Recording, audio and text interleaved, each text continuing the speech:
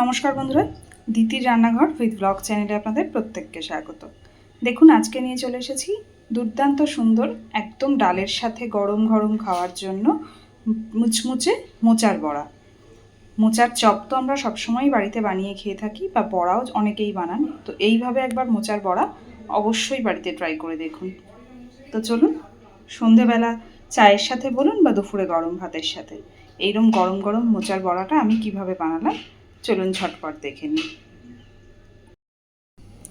তো দেখুন বন্ধুরা, মোচার বড়া করার জন্য মোচাটা সিদ্ধ করে নেব। তো প্রথমেই কড়াইতে জল দিয়ে দিয়েছি জলের মধ্যে বেশ খানিকটা হলুদ। এইবার আগে থেকে কেটে রাখা মোচাটা জলের মধ্যে দিয়ে ভালো করে ভাপিয়ে নেব।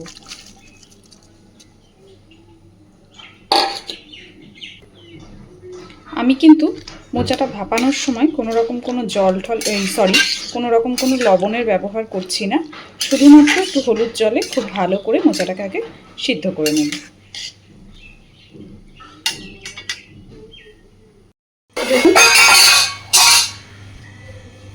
তো দেখুন, মোচা সিদ্ধ করে মোচার থেকে জল ঝরিয়ে একটা পাত্রের মধ্যে তুলে নিয়েছি।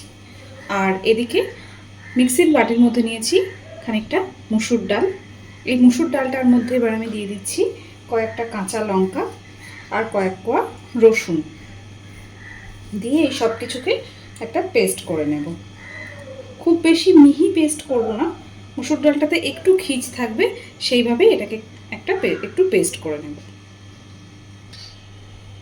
এইবার একে একে মোচাটার মধ্যে দিয়ে দেব 2 চামচ বেসন,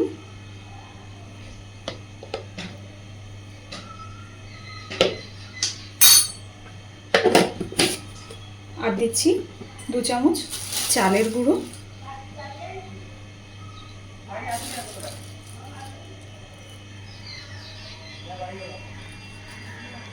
এবার দিচ্ছি যে মুসুর ডালের পেস্টটা রেডি করলাম, মুসুর ডালের পেস্টটা।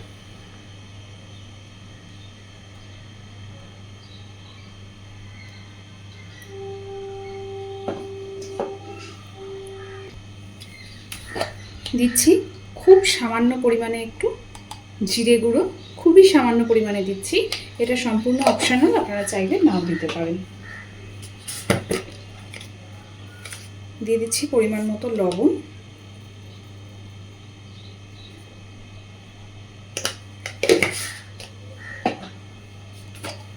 এবার দেব হলুদ গুঁড়ো,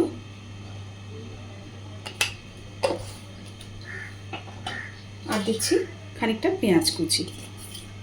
কাঁচা লঙ্কা যেহেতু আমি বাটাতে ব্যবহার করেছি, এখন আর কাঁচা লঙ্কা কুচি ব্যবহার করলাম না। খুব ভালোভাবে এবার সব কিছুকে আগে মেখে নেব। খুব ভালোভাবে সব কিছুকে মেখে নিয়েছি। এইবার চলুন কড়াই বসিয়ে ভাজতে শুরু করি। কড়াই বসিয়ে দিয়েছি আর কড়াইতে দিয়ে দিয়েছি তেল। তেলটাও খুব ভালোভাবে গরম হয়ে গেছে। এইবার ছোট ছোট করে বড়াগুলোকে ভেজে নেব। দেখুন, বাড়িতে ন্যাচারালি আমরা মোচার চপ অনেকেই বানিয়ে খেয়ে থাকি বা কিনে এনেও খেয়ে থাকি, কিন্তু এই পদ্ধতিতে একবার মোচার বড়াও হয়তো অনেকেই বানান, কিন্তু এই পদ্ধতিতে একবার মোচার বড়া বানিয়ে দেখবেন, দুর্দান্ত সুন্দর হয় খেতে। ডালের সাথে বলুন বা নর্মালি গরম ভাতে বলুন, বা সন্ধেবেলা, এই আস্তে আস্তে ঠান্ডার সময় আসছে, তো সন্ধেবেলা চায়ের সাথে এরকম ধরনের ভাজাভুজি কিন্তু বেশ ভালো লাগে।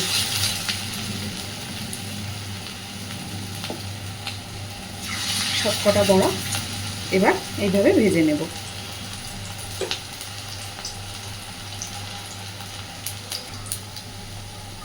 মোটামুটি 1 পিঠ সুন্দর ভাজা হয়ে এসেছে। এইবার আস্তে আস্তে বড়াগুলোকে এইভাবে উল্টে দেব।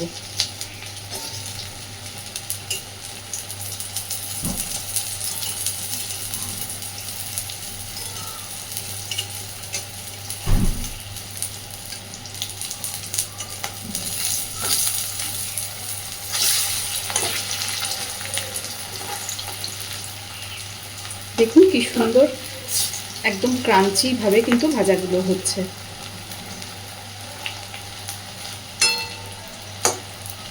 নর্মালি যে কোনো বড়া ভাজার মধ্যে একটু যদি চালের গুঁড়ো দেওয়া যায়, সেই বড়া সত্যিই খুব ক্রাঞ্চি হয়।